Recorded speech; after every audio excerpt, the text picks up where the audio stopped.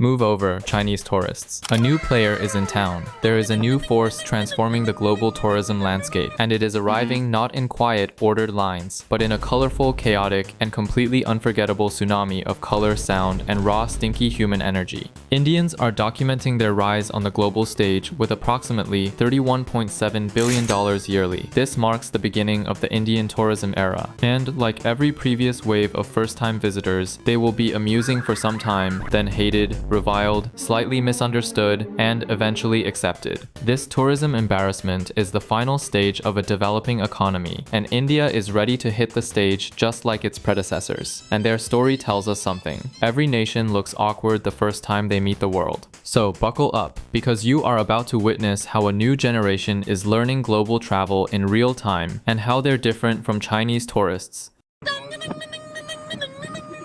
2024 was a dramatic year for Indian tourists, where they went viral, but for all the wrong reasons. A record 30 million Indians traveled overseas that year, spending an average of 50 days abroad. While this surge is great news for Indians, it is rather concerning for the rest of the world. So they took one look at the incoming crowd and decided to slam the door shut. We are not talking about a few rejections, but a full-blown travel control. In the US, approximately 279,000 of the 679,000 Indian student visa applicants were turned down, representing a harsh 41% rejection rate. And you should reconsider if you believe that only applies to students. In recent years, 30% to 40% of Indian tourists have had their visas returned with the dreaded rejection stamp from their dream destination. The global visa officer appears to have developed a nervous twitch when they see an Indian passport. The United States is not the only country that is tightening its borders like a strict exam instructor. Europe has also joined the group.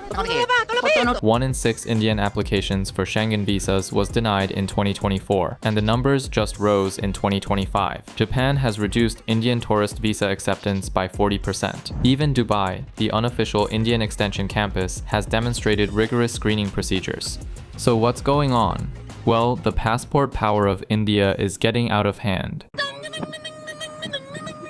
We are actually witnessing the shift in India's global presence. In the year 2000, a mere 5 million Indian citizens held a passport. That's less than 1% of the entire population. Today, however, that number has exploded to 80 million and is still rising. If you think about this for a moment, it is a whole nation of passport holders formed in a single generation, outnumbering Germany and the United Kingdom combined. This growth feels more like a passport Big Bang. In a few instances, they overstayed their visa. Some took things from their hotel rooms, thinking everything is a free amenity, but it all comes from the pure inexperience of the few. For generations, traveling meant something completely different for the people in the region. It was a necessity. It was for survival, for family obligation, not for sipping tea while basking in the great Santorini sunshine. So when millions of families suddenly had disposable income in one of the world's fastest growing economies, they wanted to do what their ancestors couldn't, much like the Chinese tourists. They wanted to see the world, maximize the experience, and make their family proud of their adventures. They made checklists of popular free places, took pictures for at least 2 generations, and gathered stories to share with their communities. Before moving on to the hygiene of Indians, please consider subscribing to get much more educational content about Asian culture. Okay, this next part will be sensitive. By now, we have all seen the disturbing videos all over the internet about how unhygienic India can be. There's trash everywhere, and that's just the beginning. Does that mean India struggles with cleanliness? Yes. Does that also mean they litter when abroad? Maybe sometimes, but not all, and not always. India's cleanliness never really revolved around individuals, but around years of lack of proper systems in place. For decades, India operated under a government without proper public waste vision, rapid industrialization, and urban explosion. The young country is still learning civic sense and collective responsibility. Then came education growth, Swachh Bharat campaigns, rising middle-class pride, global exposure, and suddenly, young Indians began demanding cleaner public areas and adopting better behaviors. It is a generation that is experiencing a civic transformation in real time. Some Indians abroad actively correct other Indians, because deep down, they love their country and hate their reputation being dragged due to some poor hygiene choices of a few. This leads to one of the most agonizing and persistent stereotypes, the stinky Indians. This perception is typically the result of a perfect storm of variables. Diet comes first. Garlic, onion, asafoetida, and turmeric are all often used spices in Indian cuisine. These spices are secreted through pores, leaving a distinct, lingering aroma that is unexpected and frequently criticized by nations with blander diets. Second, consider heat and infrastructure. Sweating is unavoidable in India's hot and humid atmosphere. When combined with occasional water shortages or outdated plumbing systems in some households, the starting point for combating body odor differs. Third, as already said, there is a hygiene clash. The traditional use of water rather than paper can occasionally leave restrooms and, by extension, the users with a damp, mildewy odor if the facilities are not equipped for it. India is slowly evolving, and so are its people. Maybe hygiene is something that will take a little longer. But this may not be the biggest reason why they are so hated as a tourist group.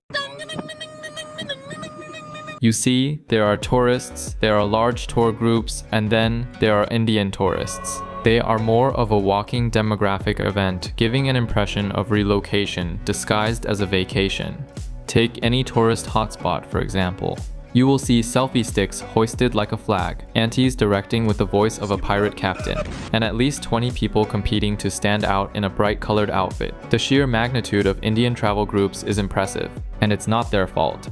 After all, India is the world's most populous country, and more than 65% of the country is less than 35 years old. They are young and want to explore the world. In 2023, 27 million Indians traveled abroad, with the numbers predicted to double by 2030. And then, with the middle income class rising, everyone suddenly has the social pressure to travel around and meet their cousin living abroad. Sadly, these crowds bring a number of issues, such as overloading buses or elevators, because all of the family members need to ride all at the same time. Noise complaints in hotels due to literally laughing out loud, among other issues. Sadly, some Indian travelers treat international locations as an extension of India. Just recently, a hotel noted how a group of Indian tourists were crowding into one room, laughing and talking like they were in their own living room, which can be largely expected when they are together with 5 people in a 2-person room. While it's impressive that they can feel so comfortable in a foreign land, it is also important to be mindful of local customs and the shared spaces of others. But before we dive into the psychology of why Indians act like they own every hotel lobby on Earth, I want to thank this very special student for the £100 donation. I'll make sure to blow it all in Pattaya. For research purposes, of course. When foreigners travel to India, they get overwhelmed by the amount of noise people produce. The volume of regular people talking to each other is also surprising to many. But in India, it's a symphony of temples, street vendors, and the magic of life. When Indians are happy, they make sure the whole block can hear it, with bands and music. And when they are sad, well, let's do that even louder. And if you meet a friend in India and aren't loud about it, you are preparing to be kicked out of the group. Interestingly, in India, being loud is considered healthy. It's in their blood, in their mind, and even in their movies. So when Indians travel abroad, people suddenly expect them to be silent. That's like telling the Japanese to scream and dance in the middle of a train ride, or the Americans to know actual geography. I know South Africa's over here somewhere. Behavioral habits are free-flowing, especially if it's linked to cultural roots. Did you know being silent equals being suspicious in Indian culture? If you are too quiet, people will think something is wrong with you. Are you an introvert? You don't exist in India. Then comes the bargain. The instinct to negotiate is so hardwired in Indian brains that they even try to get discounts on fixed prices. In Indian math, from vegetables to real estate, everything is negotiable. The French shopkeeper, trusting in the sacredness of the posted price, will be welcomed by a smiling Indian uncle who sees the €20 Eiffel Tower keychain as less than a product with a price. For the uncle, it is a place to show off his art of negotiation, like the first bid in a lovely social transaction. But the negotiation doesn't end there. Once you've mastered bending prices, why not bend the rules too? Enter Jagad. This is the art of creative improvisation, which involves bending hard structures to meet human needs. Rules are frequently interpreted as guidelines, a framework to be explored rather than mindlessly followed. So they'll try to bring enormous carry-ons on board planes, hoping to sweet-talk the ground crew. A do not enter rope will be viewed as a slight annoyance to be ducked beneath in order to get a better photo. They hold a sincere belief, and naively so, that all systems are intrinsically adaptable through personal connection. Another hard behavioral habit is the need to find vegetarian dishes. Indian tourists would enter a steak restaurant in Turkey and constantly ask about the vegetarian options. This annoys a lot of restaurants, and the Indians become unpleasant customers. summers. Because in India, vegetarianism blends civilizational pride, religious duty, family tradition, digestive wisdom, and every now and then, a touch of moral superiority, neatly packed in stainless steel tiffin boxes. But there is another reason behind it: famine. Years and years of natural and man-made famine forced people to look for alternatives. Wasting food was a sin, and finding food other than green leaves was rare. The cultural muscle memory shaped by history, economy, and survival shaped Indians into who they are now. Which brings us to the next point often highlighted about Indian tourists. Personal space in India is almost a non-existent concept, with a population of over 1.4 billion, and urban centers like Mumbai and Delhi even exceeding 30,000 people per square kilometer. Physical distance is only possible in theory. I'm sure you are familiar with this photo. Most places in India, including trains, markets, temples, wedding halls, and elevators, operate at maximum human density, with survival determined by location rather than civility. This influences their everyday choices and behaviors. Indians learn to flow through crowds like water, adapting, squeezing, shoving, and slipping between bodies with no offense or remorse. Anyone else will see it as rudeness, but for them it is a set of crowd navigation skills developed out of need. When public life teaches people to seize opportunities fast, a seat on a train, a counter ticket, a spot in a line, hesitating feels like inefficiency, not civility. So, when Indian travelers arrive in Zurich, Toronto, or Kyoto, their instincts do not immediately turn off. They stand closer to the front of the line than locals would want. They move forward at airport counters. They tap someone on the shoulder instead of calling for polite distance. Westerners find this behavior annoying, since their settings are designed around personal space. In the United States and Europe, the personal bubble spans from 18 inches to 4 feet, depending on the situation. Touching strangers, leaning in, or pushing ahead without verbal acknowledgement disturbs social expectations, as well as physical comfort. There is also a variation in cue interpretation. In India, keeping one standing is the individual's responsibility. If someone cuts in front of you and you do not react, you will lose your spot. The opposite is true when traveling abroad.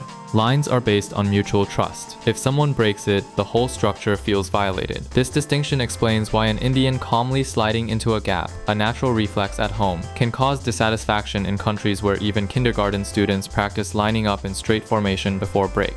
Another factor to take notice of is proximity communication culture. You see, in India, collective closeness equals warmth. For example, leaning in while chatting indicates interest. This may break all the personal space rules in the rest of the world, but in India, it's curiosity for the other person. A light physical touch, such as a tap on the arm or leading someone through a crowd, indicates kindness rather than invasion. But imagine touching a stranger in the UK, or move to Japan or Scandinavia, where physical contact is discouraged by cultural norms and it is interpreted as aggressive or boundaryless. Despite all this, the problem is really that a few clueless travelers are still learning global manners. Yes, some countries dread Indian tourists, just like they do with the Chinese, but in their own way. The chaos, the pushing, the endless selfies, they're simply the sounds of a civilization discovering the world for the first time. And India's population keeps growing, along with its wallet.